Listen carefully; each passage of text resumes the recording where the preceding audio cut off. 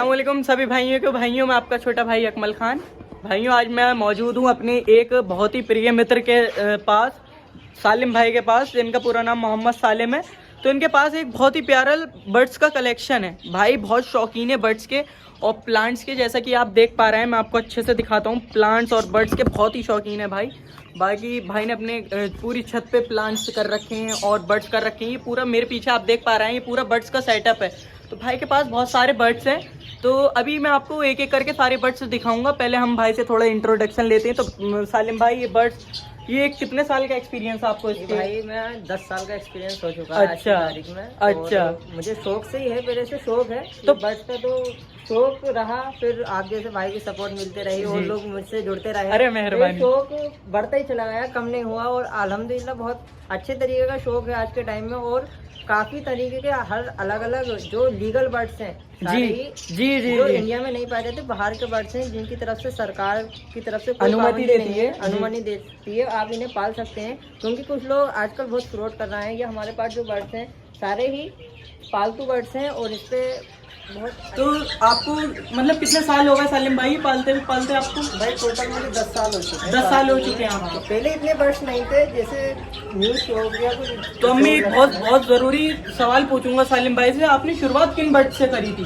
भाई नॉर्मली मैंने budgies parrot से स्टार्टिंग। बजीज पैरट से कितने पेयर से करी थी आपने स्टार्टिंग? भाई मैंने फर्स्ट टाइम जो पेयर लाया था, एक पेयर लाया था। फिर 2 दिन बाद फिर मैं एक पेयर और लाया था। अच्छा, तो मैं कह सकता हूँ 2 पेयर से स्टार्टिंग की थी मैंने। 2 पेयर से। तो आप देख सकते हैं बर्ड बिजनेस इतना अच्छा है। तो अब बात छिड़ी है बर्ड बिजनेस की। तो अब हम भाई से पूछेंगे, जैसे भाई को कम से कम 5 से 6 साल तो खाली बिजनेस करते हुए हो गए, तो हम भाई से कुछ इन्फॉर्मेशन लेना चाहेंगे। जो भाई हमारे नए बिजनेस करना चाहते हैं उनके लिए आप क्या सजेशन देना चाहेंगे? देखिए भाई, अगर आपको इसमें बर्ड्स में आना है, पहले आप प्रॉपर नॉलेज लें। और नॉलेज लेने के बाद ऐसा ना हो कि न्यू बिगिनर्स जो होते हैं उनके साथ थोड़ा फ्रॉड भी होता है। आप पहले इन्फॉर्मेशन लें, बात पे गौर करें। आप बर्ड्स के बारे में इन्फॉर्मेशन लें और बर्ड्स आप होम ब्रीड लें किसी की। एडल्ट पेयर ना लें। मेरे मशवरे से ये है कि आप पट्टे लें और एक टाइमिंग होती है इनकी बर्ड लेने की, उस सीज़न में आप बर्ड लें और इंशाल्लाह आपको कामयाब मिलेगी। आप सब चीज़ों का ध्यान रखेंगे। नए बर्ड्स लाने से थोड़ा एहतियात रखें। उन्हें लाएँ तो अपने सेटअप में नए ऐड करें कि जैसे बर्जीज पेयर में काफ़ी कलर आते हैं, तो हमें कोई कलर अच्छा लगता है मार्केट में, किसी के यहाँ बर्ड लवर के यहाँ कोई पेयर मिल जाता है, तो हम उसको लाकर ऐसे ही छोड़ देते हैं। उसका एहतियात ये करना चाहिए। आप ये देखें कि उसके यहाँ बर्ड सेटअप में कोई बीमारी तो नहीं थी और उसमें से तो भाई ये बताना चाह रहे हैं बर्ड्स लाने से पहले उन्हें क्वारंटाइन करें। जी भाई, बिल्कुल। उन्हें अलग रखें, तब अपने सेटअप में डालें। तो एक बात मैं यहाँ आपको बताता हुआ चलूं, बर्ड बिजनेस उन भाइयों के लिए है सिर्फ जिन्हें खुद बर्ड्स का शौक है। जिन्हें बर्ड्स का शौक नहीं है वो बर्ड बिजनेस नहीं कर सकते, चाहे वो कितना ही पैसा लगा लें, वो बर्ड बिजनेस नहीं कर सकते। अगर आपको शौक है तो ही आप बर्ड बिजनेस कर सकते हैं। ये ऐसा शौक है। और भाई मैं एक इस शौक की आपको हकीकत बताता हुआ चलूं, ये बिजनेस ऐसा है, 5,000 लगाओगे तो 20,000 कमा लोगे। और इसमें अगर मान लीजिए नसीब अच्छा नहीं है, टाइम अच्छा नहीं है, तो 1 लाख रुपए लगा लो, एक फूटी कौड़ी नहीं मिलने वाली। ये बहुत ही रिस्की बिजनेस है और बहुत ही हायर प्रॉफिटेबल बिजनेस है। Higher the risk higher the profit. क्यों सालिम भाई, मैं सही कह रहा हूँ? यही बात है, यही हकीकत है। क्योंकि ये बहुत ही रिस्की है और जिसे शौक नहीं है वो तो बिल्कुल इससे दूर रहे। कि वो अगर वो जबरदस्ती या किसी का मोहल्ले में पलते हैं, किसी रिश्तेदार के पलते हैं, ऐसे देख के, जैसे दोस्त के पलते हैं हमारे, तो उनके देख के हमने भी चाहा कि हम भी बर्ड्स बिजनेस करते हैं, हायर प्रॉफिट है इसमें। तो ऐसा ना करें। अगर आपको खुद से शौक नहीं है इस बिजनेस को ना करें, इस बिजनेस से आप दूर रहें। वैसे ये बहुत ही प्रॉफिटेबल बिजनेस है। और बाकी हम सालिम भाई से और नॉलेज लेंगे। तो सालिम भाई, जैसे कि मैंने सुना है जैसे बर्ड्स को कैल्शियम की भी जरूरत होती है, विटामिन की भी जरूरत होती है, मल्टीविटामिन की भी जरूरत होती है। तो इनका ये विटामिन, मल्टीविटामिन और कैल्शियम की क्या सोर्स है? देखिए भाई, नॉर्मली कोई सा भी बर्ड हो, चाहे जावा, फिंच, कॉकटेल, आप कोई से भी बर्ड्स पालते हो, 3 चीजें कॉमन आपके पिंजरों में हमेशा रहनी चाहिए। एक तो समुद्री झाग, जिसे कटल फिश बोन जिसे हम कहते हैं, वो जरूर होना चाहिए। वो काफी हेल्प करता है ब्रीडिंग में, एक शेल को मजबूत करता है। और एक लाहौरी नमक हो या काला नमक हो, जिसे सेंधा नमक भी कहते हैं, कोई से भी एक नमक का डेला आपको उसमें रहना चाहिए। बर्ड्स को बहुत अच्छा रहता है। वो डाइजेशन में भी मदद करता है, नमक जो होता है, सॉल्ट।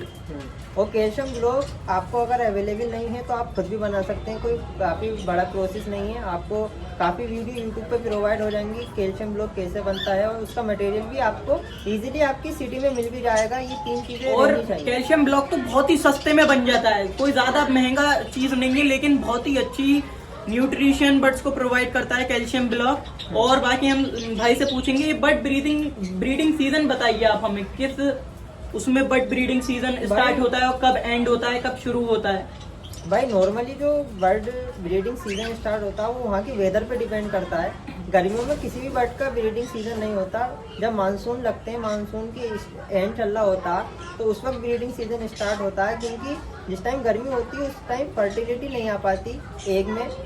जो एग देते हैं उसमें डेड एंड शेल की काफ़ी प्रॉब्लम होती है।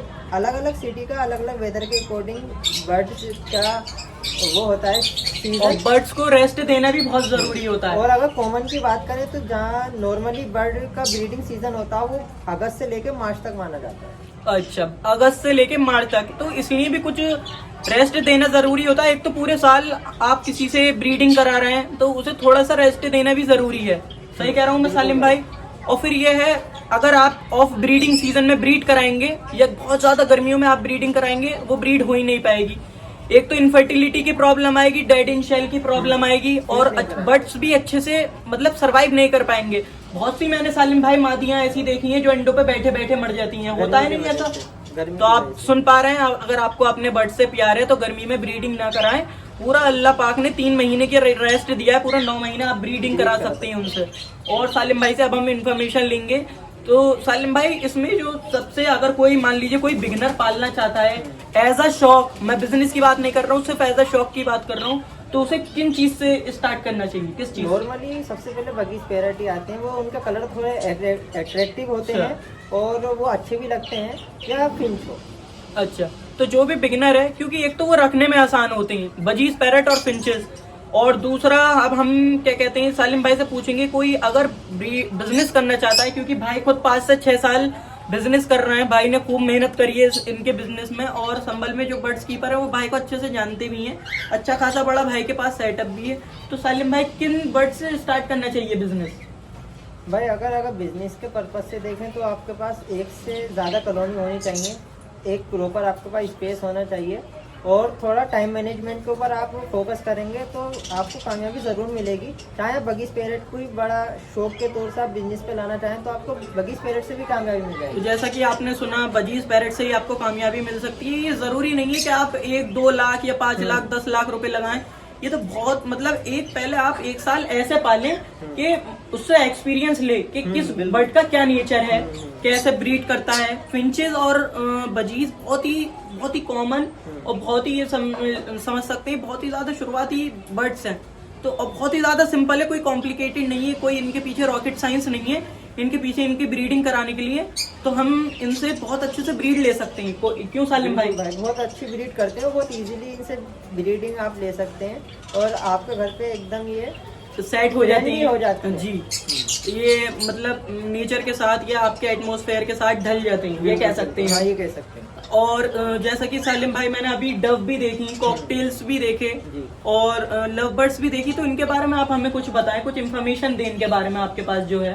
भाई सभी थोड़े फ्रेंडली नेचर के होते हैं। अगर आप पालने की शौक की बात करें, हर नस्ल का परिंदा अलग अलग ज़्यादा पालेंगे वो बेटर है, क्योंकि एक नस्ल का परिंदा दूसरी नस्ल के साथ रह तो सकता है मगर ब्रीडिंग नहीं कर सकता। अगर यहाँ पे देखें, बजरी नेस्टिंग नहीं करती ब्रीडिंग करने के लिए, वो खाली मटके में भी अंडे देती है। अगर आप उसके साथ जावा या फिंच रखते हैं तो जावा या फिंच डिस्टर्ब होगी, वो नेस्टिंग करती है। बजरी चुलबुली बर्ड होता, वो खेलना ज्यादा पसंद करता है, वो नेस्टिंग करने का मौका ही नहीं देगा, वो ब्रीड नहीं कर पाएगी। ये है, आप मिक्स ना करें। अगर आपके पास केजेस कम है तो आप कम पाल लें भाई से, लेकिन आप मिक्स ना करें। और एक बात मैं बताता हुआ चलूं, आप क्वांटिटी से ज्यादा क्वालिटी पे ध्यान दें। आप ज्यादा नहीं कि 20-50 जोड़े लिया है, आप 5, 10, 15, 20 जोड़ों से 10 बहुत हैं 10 जोड़े। अगर बजीज, फिंचेस, जावा आप स्टार्ट करना चाहते हैं तो 10 जोड़े मेरे ख्याल से बहुत हैं। आप उनसे ही शुरुआत कर सकते हैं। बाकी अब हम फूड के बारे में कुछ पूछेंगे, तो सालिम भाई विंटर और समर के हम फूड के बारे में अब हम आपसे पूछते हैं।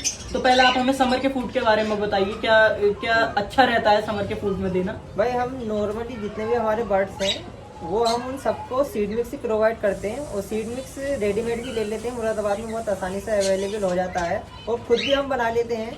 नॉर्मली सीड मिक्स खिलाने से काफ़ी फायदे हैं, उसमें हर तरीके का उसे सीड मिक्स मिल जाता है। बट एक बार आप सालिम भाई हमारे व्यूअर्स को ये बता दीजिए, सीड मिक्स में मतलब कितने तरह के सीड्स होते हैं? देखिए, समर का सीड मिक्स अलग होता है और विंटर का, इस बात पे ध्यान दें आप लोग, समर का अलग होता है, विंटर का अलग होता है जी। विंटर और जो समर का सीड मिक्स होता है वो सारे सीड मिक्स विंटर में तो होंगे, मगर विंटर वाले जो सीड मिक्स होगा उसमें सीड मिक्स समर में नहीं मिलेंगे, क्योंकि कुछ दानों की तासीर ऐसी होती है वो गर्म होते हैं, जिन्हें गर्मियों में खिलाना परिंदों के लिए नुकसानदायक होता है। और अगर हम उसकी बात करें, नॉर्मली हम उसमें समर में जो सीड मिक्स प्रोवाइड करते हैं, धान हो गए, जई हो गई, कंगनी हो गई और सनफ्लावर सीड हो गए। सनफ्लावर सीड कुछ लोग कहते हैं जाड़ों में नहीं, गर्मियों में नहीं खिलाने चाहिए, मगर कैल्शियम के लिए, रेस्ट टाइम के लिए बर्ड्स को बहुत ज़रूरी होते हैं। और इन सबसे जो ज़रूरी है वो कैंडी सीड है, कैंडी सीड सबसे बेस्ट है। और अगर हम विंटर की बात करें तो इसमें कुसुम ऐड हो जाता है, और जो गर्म दाने होते हैं काफ़ी चीज़ें ऐड हो जाती हैं। अगर बड़े परिंदे हैं तो उनके सीड मिक्स में काफ़ी बड़े जो सीड होते हैं वो ऐड हो जाते हैं, जैसे मूंगफली होती है, कुछ लोग अखरोट भी मिक्स कर देते हैं, कुसुम ऐड हो जाता है, सूरजमुखी की क्वांटिटी ज़्यादा हो जाती है, उसमें बाजरा ऐड कर देते हैं क्योंकि उसकी तासीर गर्म होती है। और जो मैंने समर के सीड मिक्स बताया वो तो इसमें कॉमन रहते ही हैं।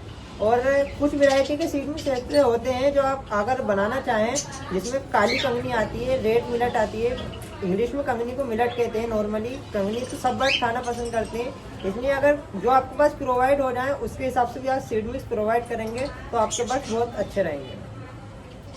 ये देख सकते हैं सालिम भाई के यहाँ कैट्स भी पल रही हैं। बाकी अब हम इनका बात को शौक करेंगे। वैसे इनका सालिम भाई को ज्यादा शौक नहीं है, इनकी फैमिली को ज्यादा शौक है सालिम भाई की शौक कैट्स का सभी लोगों को है। अच्छा, ये बहुत अच्छी बात है, सालिम भाई के घर में सबको ही शौक है कैट्स का। प्लांट्स का भी शौक है, प्लांट्स का भी बहुत शौक है, ये बहुत अच्छी बात है, नेचुरल चीजों का ज्यादा शौक है। और अब हम वीडियो बहुत लंबी हो रही है तो इसी के साथ अब हम वीडियो को एंड करने वाले हैं। हमने बहुत सारी इन्फॉर्मेशन ली सालिम भाई से, जिसका हम सालिम भाई का शुक्रिया अदा करना चाहेंगे। बहुत बहुत शुक्रिया सालिम भाई आपका बहुत बहुत शुक्रिया कि आप हमारे पास अरे बिल्कुल, आपने हमारे लिए टाइम निकाला, इसके हम आपके शुक्रगुजार हैं। और अब हम इसी के साथ वीडियो अंत करना चाहते हैं। तो वीडियो हमारे चैनल को देखने के लिए, एमए के पेट्स कलेक्शन को देखने के लिए आपका बहुत बहुत शुक्रिया। आपने अपना ज़रूरी टाइम निकाला। हमारे चैनल को लाइक करें, शेयर करें, सब्सक्राइब करें। इसी के साथ मैं आपसे अलविदा लेना चाहता हूँ। बाकी आपको वीडियो कैसी लगी हमें ज़रूर बताएं कमेंट सेक्शन में। और बाकी अब हम वीडियो एंड करते हैं। अस्सलाम वालेकुम। अस्सलाम वालेकुम। ये चाइल्डहुड मेमोरीज होती हैं, उसमें एक ही शौक है। तो भाई क्या हो गया? क्या हो गया यार, पता नहीं।